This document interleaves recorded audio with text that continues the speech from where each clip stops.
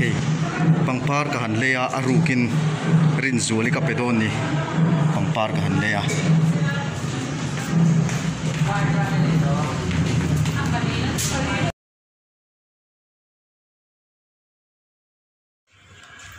Vain hi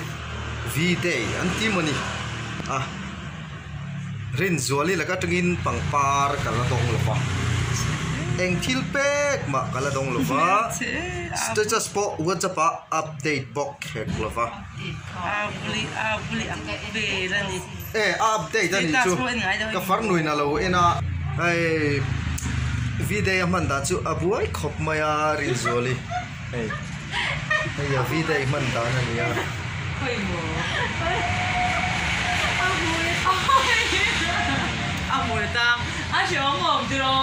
ay V-Day kay po ka farnunen hinentirin tur kla hospital ate kan kala thisen test te kan ya test result hi tar khatvelat su dona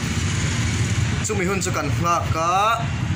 result su hu no ma tu tlang kan cholenga a result azirin MRI te poti kan ngai mai theya chungvel chu ni a chu tingvel chon voin V-Day chu kan manga kan om sangani kumin chu couple ti sat po kan halova rin zoli ne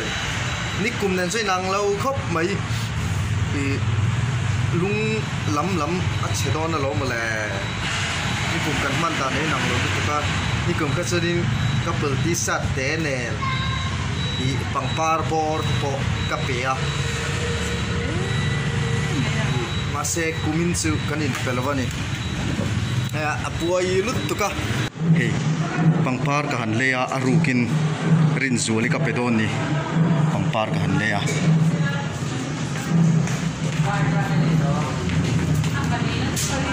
yan rin zuali ka pedon ani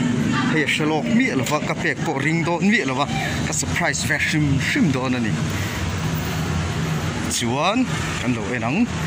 tuna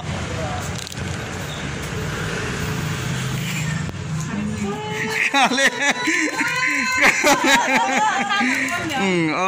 thì con đến dưới bằng par ở đông V-Day ạ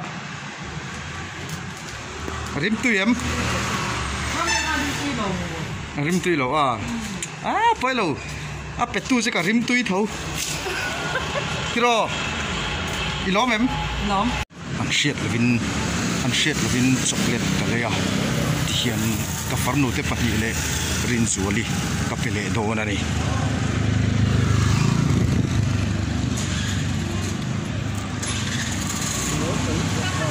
yon ka surprise me do na ni hiện chocolate ka pele do na ni hi ka farnu ni abial paum hlalu tuka ilom em in lom lo me lutuk ma fair lo cha khalang kan status na lang chuanin rin zuali ka pe vele do na ni khale boite chocolate apol ngat thio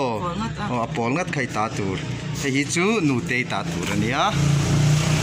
ni van lom lo me em kan nui hi hay cái ấy đấy nang mà khale nu te ta turi ta thoro le na kina ke man ka peng